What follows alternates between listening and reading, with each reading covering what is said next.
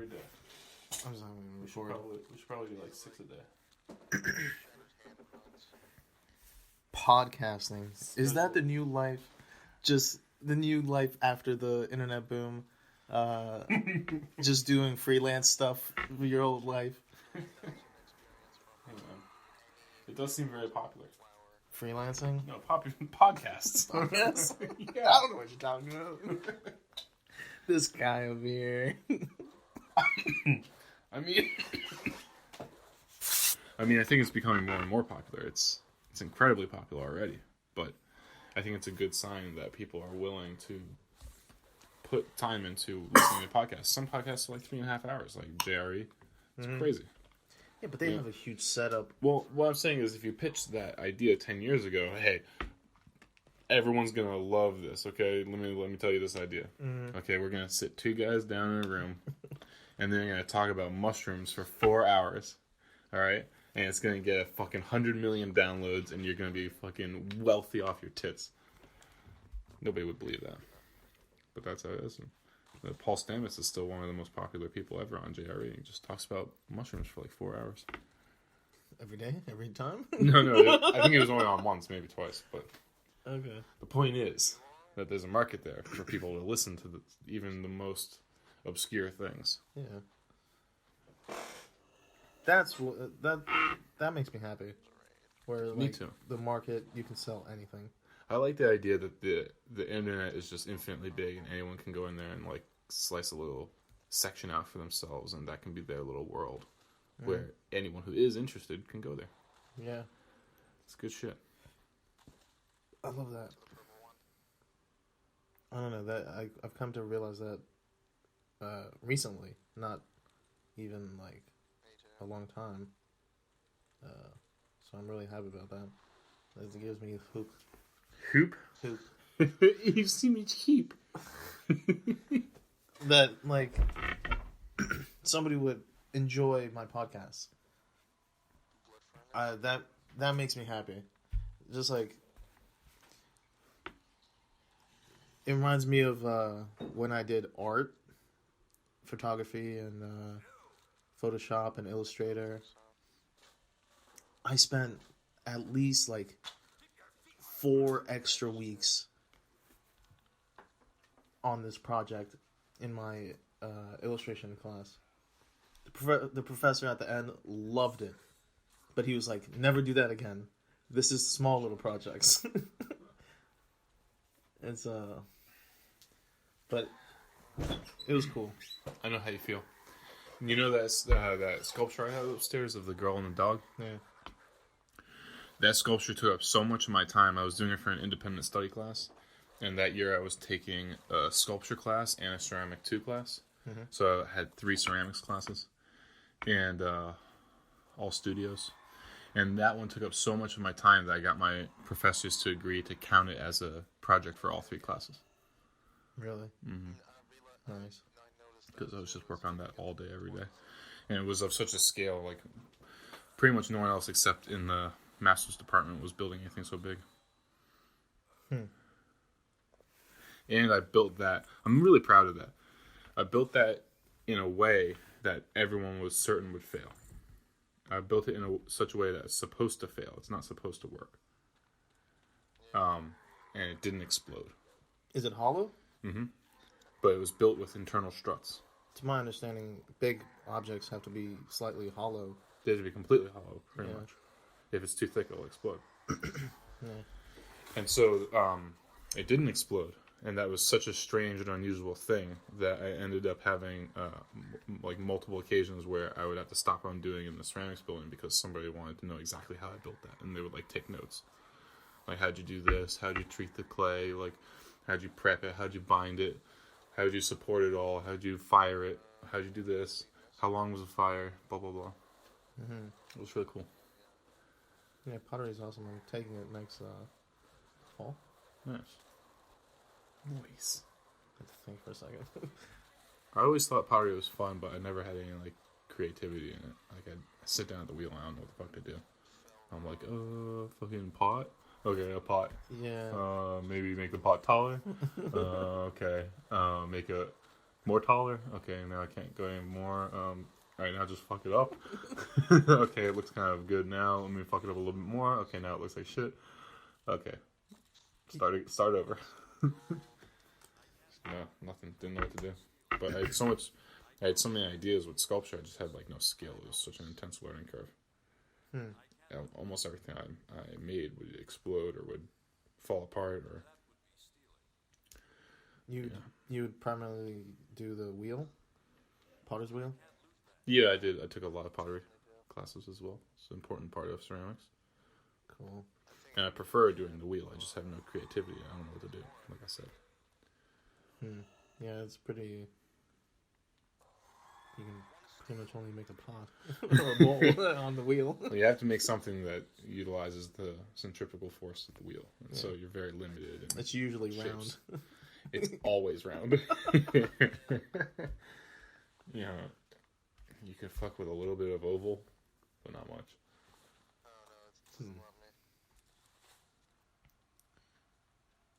Pottery. I mean, what was most interesting is the different kinds of clay that you can use. I love porcelain. And the glazing process is amazing. Glazing was always annoying to me because it was so hit and miss. I hated the idea that it wasn't precise. You know, some people could do it precisely, but they treated it like it was really a science, which it is. I mean, you're just mixing chemicals. But to do it precisely, you have to really put an incredible amount of effort into it. By the time I graduated, I ended up getting into a habit of not glazing my pieces, but rather painting them afterwards. Because I thought it was just so much easier, so much more consistent. Yeah. You know, I fucking want this thing to be green, and it comes out brown. I'm like, well, shit. Do I rebuild the entire piece? No, yeah. Fire it again? Or the top half has no glaze because it heated up too or much. any number of things happens. It starts bubbling. It doesn't get hot enough, gets too hot, whatever. No, shit, if you want to paint it, paint it. But anyway, I love porcelain. I love really fine porcelain. And I love getting the porcelain warm, putting it on the wheel, and then having a hot bucket of water that I douse my hands in. What does that do? The aim is just to get the clay as soft as possible. I prefer Really soft? spinning with as soft as possible clay. Okay. I mean... Back when I first got into school, I was trying to work on a single pull, a method of pulling the whole pot in one pull. Pull means gathering the clay and bringing it up the wall in order to extend the piece higher. And I kept thinking to myself, like, with soft enough clay, you must be able to just do a single pull. Yeah. Never really perfected it. It was always a little bit off.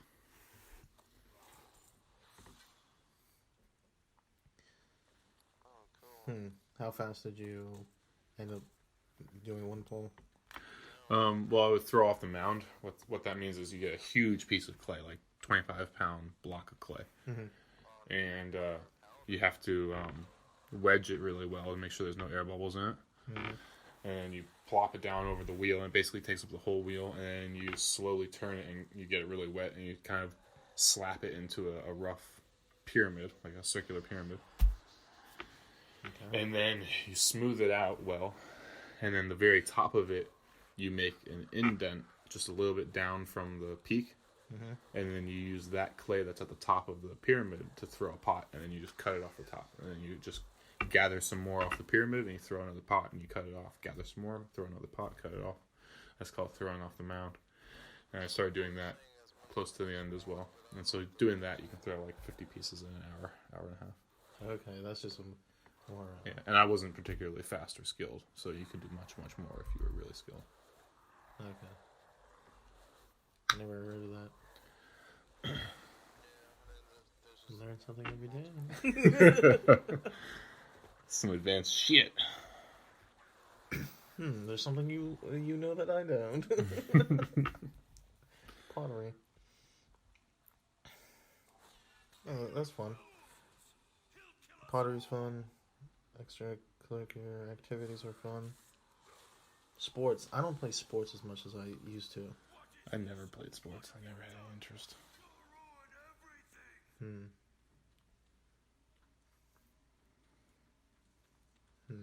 You don't watch sports of any kind?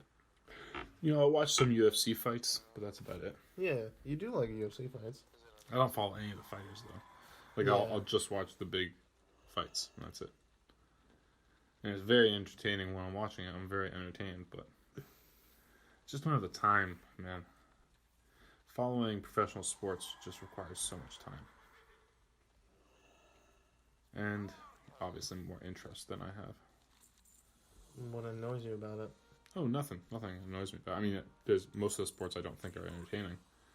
But like I said, just don't have that. There's a million things that I'd rather do. I'd rather take a nap. You know, there's a million things that I consider higher priority than sports. Okay. Yeah.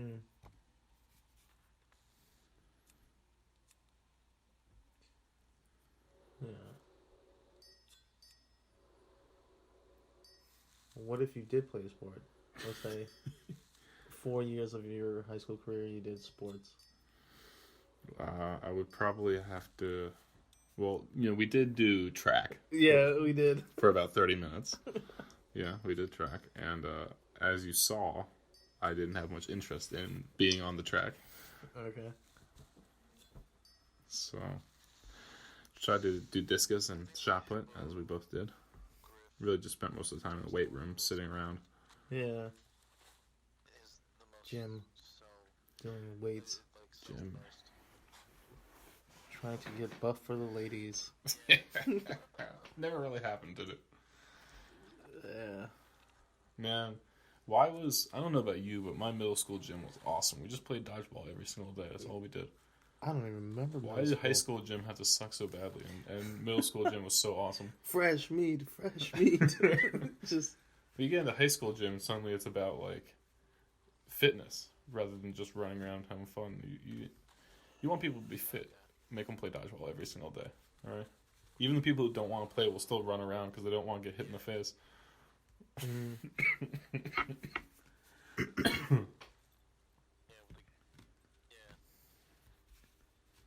That's right. I just solved the obesity problem just like that. Dodgeball 1 hour of dodgeball every day, no matter what your age is and no matter what you're doing. You have to stop what you're doing and play dodgeball. I always enjoyed the... Probably right before lunch. That'd be perfect. Everyone's hungry and ferocious. I always enjoyed that big, what is it, balloon thing? Tarp that they put over kids. The parachute. Yeah, the parachute they thing. lift it up and bring it down really fast. Yeah, and you play those all the air. games. You play like Duck Duck Goose. There was a massive hot box within one of those parachutes on one of the 420s in Montana. But yeah, I love playing that game as well. Great game. But then someone has to run to the middle to plug the hole in the middle so that it stays inflated. It doesn't come down. So he's just like sticking his little body in it? Yeah, and everyone does. So, what do you mean? There's only one hole. So there's people all around the outside of it, and there's a hole in the center. Okay. All right. So everyone lifts their hands up really high to bring air into the middle. Then one person runs into the middle. Then all the people step under the tarp and bring it down behind them and sit down on the edge. Okay. So now everyone's sitting down in a circle on the edge of the tarp, and all this air is trapped inside, and the guy who ran to the middle closes the middle hole. Okay. He just holds it with his hand. Yeah. And then now everyone's trapped inside of this, and then you can hotbox it. Awesome. Oh, childhood. Oh, childhood. We have... Hey, they didn't have that in the 50s. No, they probably did. They probably did. They probably invented it, though. Oh, yeah, well, we were fucking streaming it live, and they certainly weren't doing that then. Oh. No, we weren't. They were recording it with a videotape. Oh, look at this. In 20 years, it's going to be huge. With a VHS. Yeah. We're just doing what our parents, like, grew up trying to make for the future. Like, they were in, like, beta and, like, beta stages of developing VHSs and stuff like that. Now the world was in beta testing in the 50s and the 60s and the 70s. For us. Yeah. and like the 90s was like the pre-release patch, right? And now this is the 2000s, and this is 1.0 right now. Yeah. It's an alpha build. The game just started. Do you ever get upset knowing that we're gonna die? That if we were just born like one generation later, we'd probably be immortal. Or two generations at most. That would be the worst feeling ever. Like my brother's children might live forever. I was thinking about it yesterday. They literally might live forever. But we might be the last old people. You know, like we might be 75 years old when they're like, we've done it. We can make you immortal, but you can't make you young again. Yeah. You want to live forever at 75? It's like, That'd be totally fine. Yeah, as long as I still can kill myself. I don't want like permanent immortality, like to be trapped. But only old people in society. Beggars can't be choosers. Wouldn't that be funny though? Yeah. Haha, the old like elderly forever. Let me tell you, Sonny. Hey, we're both 1,000 years old. You're only 20 years old than me. Respect your elders. Yeah, exactly. I'm not respecting you worth a shit. I remember before your time. That's funny. No, yesterday I was thinking about it, and like after puberty, your cells don't regenerate faster. Like it stops, right? I have no idea. Yeah, it's like you're from a baby, you're like a ball of fat, and you're still a ball of fat. Well, yeah, thank you. Oh, baby. Anyway, so you're like growing into your body as a baby, and then when you're this is my understanding. Oh man. And then when you're at a certain age, like 25 to 28, the body that you grew into is like really vulnerable. So it's like, I have no idea what I'm talking about. Yeah, I have no idea what you're talking about. It's just like you can't really when you're older, you can hurt yourself a lot faster. How? No, are you saying that like an adult is less capable of taking care of themselves than a human? Than a child? I was trying to connect the whole living immortal. I was trying to connect the living more immortal apart with like real life biology facts, but I know none. Yeah. That was a little stretch. Yeah, let's not get guys. Let's not get carried away with real life biology facts. Yeah, we need experts in that expertise. Not me. Definitely not me. All right. Well, card games. You taught me a cool card game. Oh yeah, Chase the Ace. Yeah, that's a great game, right? Yeah. So to everyone listening, what Chase the Ace is, it's an old British game, or at least I was taught this by my British family, where everyone gets one card. The person to the left of the dealer goes first. You can look at your card, and if you want to, you can trade your card with the person to your left.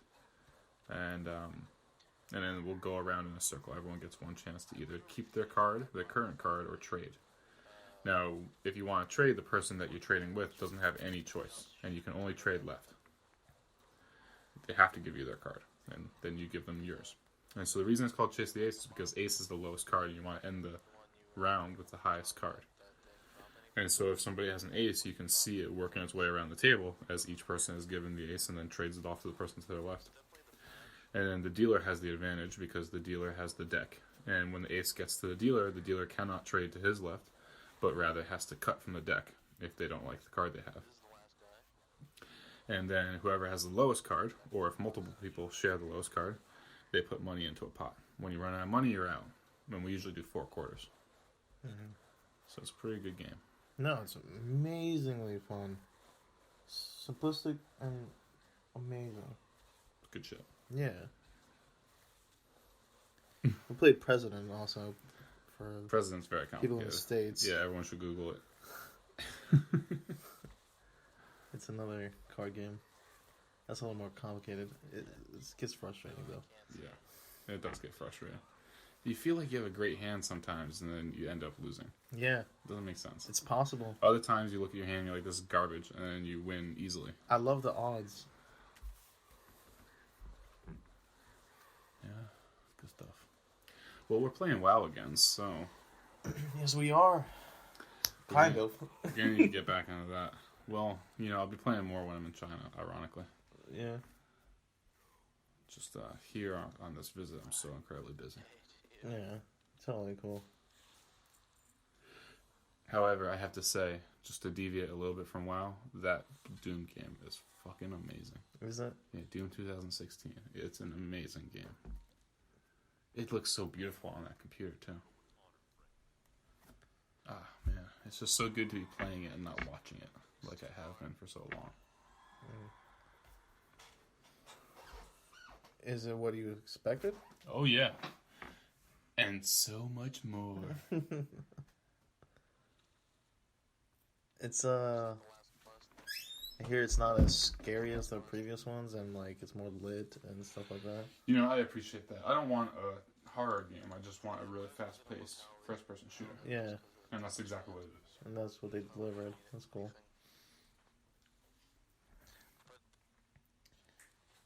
I'm not into too many games. I play World of Warcraft.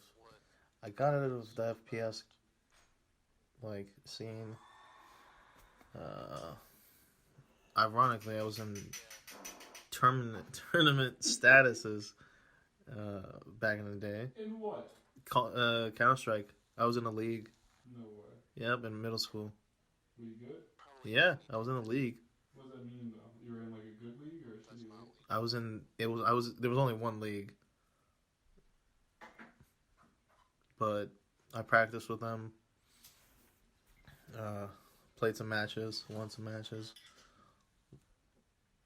My first loss, I still can remember, in a rated game. So when you bring up FPS games, it really touches my heart. Well, maybe you should have stayed with them. Maybe you could be a professional gamer today. No, I got stuck into working and I told my brother to do that with his sons, get them playing video games. Yeah. Did you know there's almost more people watching esports than there are watching physical sports? There's almost just as much. Yeah. That's great. That's I would good. say 10 years from now, esports are going to dominate over physical sports, over non-esports. How many of those people actually play esports that are watching, or are they just bandwagoning? I would say a huge percentage of them. I would say more people who watch esports also play the game than people who watch physical sports. How many people actually play golf? How many people actually play football, soccer? I don't watch golf, but I love golf. Well, that's not my question. I know. But anyway, I think most of the people who are watching StarCraft play StarCraft. And same with League of Legends, CSGO. And before anyone gets any weird ideas, StarCraft is obviously, and always will be, the best esport. Why? I don't know if it will always be. Just because it's the only strategy game esport, and it's such a good strategy game. That's true. It's such a good representation of the real-time strategy genre. Yeah. It's so refined. Yeah, anybody can pick it up and then just go to a professional level. CSGO is like, it's like... Obviously, there's a learning curve. Well, it's a completely different genre. It's a first-person shooter. And then League of Legends is... maybe I'm a hater, but I do not see... I do not see the appeal in that game. Which one? League of Legends. League of Legends? Yeah. It's cool, man. I don't think so, man. I thought it was gonna be your most favorite game. Really? Yeah. Mine. Because it was like Warcraft 3, Angels Arena. How dare you? It was the Warcraft 3, Angels Arena. It was nothing like Angels Arena. But it wasn't open, but it was just like flag-based. You bite your tongue, sir. Jeez. It's nothing like Angels Arena. What it is it's Dota. Yeah. It's a Chinese copy of Dota. And Dota was created on Warcraft 3 on Battle.net. And Dota destroyed my childhood. Jeez. Even you wanted to like the game. I wanted to, yeah, when I first got to China, because everyone was playing League. And I was like, oh shit, I might as well learn this goddamn game. Yeah. You know, I actually tried to start an educational company teaching English through League of Legends. Really? And so I spent like a month trying to learn the game and trying to make like a complete list of all the vocabulary in the game and get it all translated and get all icons and start making PPTs. And we started handing out flyers. We handed out a couple thousand flyers. But business kind of fall apart. So secretly, you're like a challenger rating League of Legends player, and you love it, and you just don't want to play me? No, I was terrible at the game. What's funny is the first time that me and the guy who I was going to do the business with, the first time we sat down to play League, we didn't know what we were doing, and almost everything was in Chinese, and we couldn't figure out how to change it over to English, so we were just kind of randomly hitting shit until we started the match. And then once we were in a match together, we played like 3 games in a row, won all 3 games, like smashed. And we're like, man, are we just really good at this game? And then as we started learning more about the game and translating more, we found out that we were playing against bots on like the easiest difficulty. And then we found a way to get online and actually play in a random group with random people, and we got smashed so hard. We were terrible. Absolutely useless. Like, detrimental to the team. It wasn't fun? No, it was super not fun game. It's super, super competitive. No, tedious. No. It is tedious. Yeah. It's very, very repetitive. I don't feel like there's a lot of room for creativity and strategy. Unless you micromanage to like 100 actions per minute. Well, this is why I think OpenAI, which is the AI company that Elon Musk funded, I believe that this is why OpenAI was so easy. So was able to so easily defeat the best Dota player. The best Dota players, right? I don't think they played League of Legends. But they beat them all. And and it was all shutouts. It was like 10-0 each time. It's because it's just a micromanaging game. Like, how well can you micromanage this character around the map? And you have like 3 abilities. And then you have auto attack. And that's it. How well can you micromanage this incredibly simple character with very simple movement? No, the robot totally kicked their ass. So yeah, the robot smashes them. But they still can't make a competent StarCraft 2 AI, and they've been trying for much, much, much longer. They've been trying for years. There's actually a conference every year where AI institutes bring AIs, which were just specifically designed to play StarCraft. They bring them all to a conference and have a big tournament where all the AIs play each other. And still to this day, none of the AIs have even a shot in hell at beating professional StarCraft 2 players. I mean, it would be a joke. The StarCraft 2 player would smash the AI. So it is obviously a huge difference in complexity between something like StarCraft and League of Legends, which is why I appreciate StarCraft more. No, I totally understand your viewpoint, what you think. Yeah, and I do agree. I agree that it has to be enjoyable to actually play the game. How long did you play League for? I've probably like a year or 2. Oh wow! Straight. My students play it all day in class because they have another one's called like Battle something on their phone, which is just an exact copy of League of Legends. Battle Arena or something. Yeah, exactly. 5-on-5 or something. It's exactly the same as Dota and League. It's the exact same game, just different name. And they all have that on their phone. They play that all day in class. Well, some of the students do. Some of them actually listen, but it's pretty rare. There's not a lot of new ideas. But there probably is. I don't think that's true, yeah. A lot of people say that. I think it's a silly thing to say that there's nothing new. MOBA's a new kind of strategy. There's MOBA, there's FPS, there's turn-based. Turn-based was becoming really, really popular. It's becoming more and more popular. Yeah.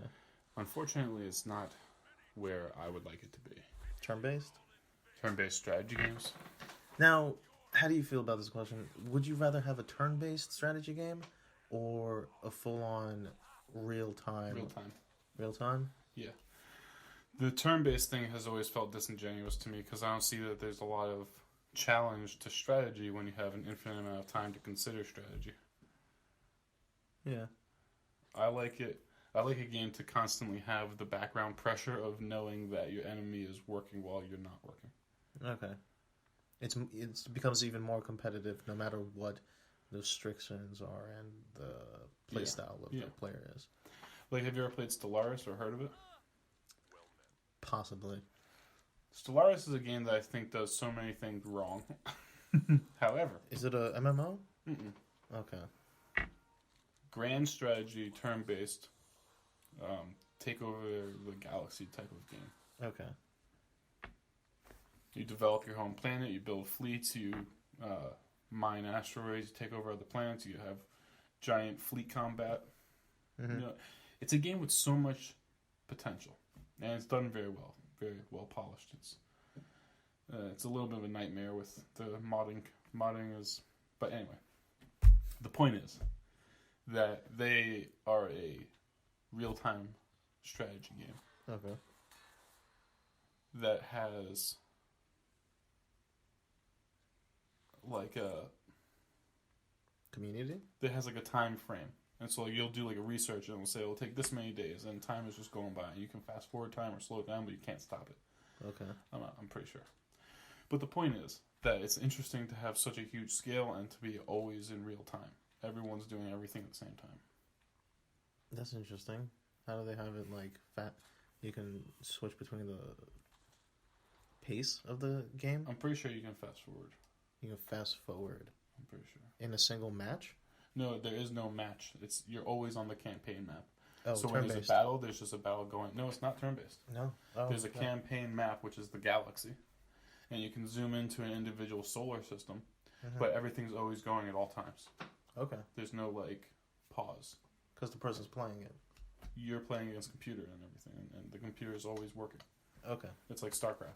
Okay. The other team is going, even when you're doing nothing. Okay, yeah, of course you can fast forward, yeah. But anyway, it's a game with so much potential, but I think it really shows how much that genre is lacking still, because it's missing so many obvious things. It has so many really kind of gross limitations that you look at them and you think, okay, the only reason that they would put this limitation in here is just because the game can't handle not having that limitation, like technology or these, maybe the people, the studio who made them just can't handle making such a game.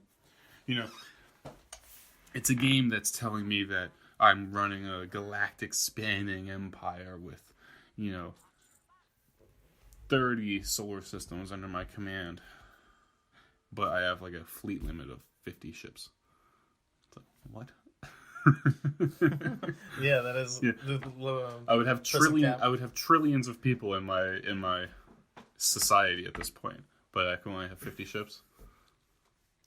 Things like this they're game breaking for me, so I only play it with mods that take away these restrictions. But the modding community is so unreliable. Mods are constantly breaking. They're constantly updating the game. Anyway, yeah, I have a lot of pet peeves with that game. But I love that genre, and I really hope that it develops. I hope it goes much further than it is. Shout out to old school games. No, this game's pretty recent. A couple of years ago, I think.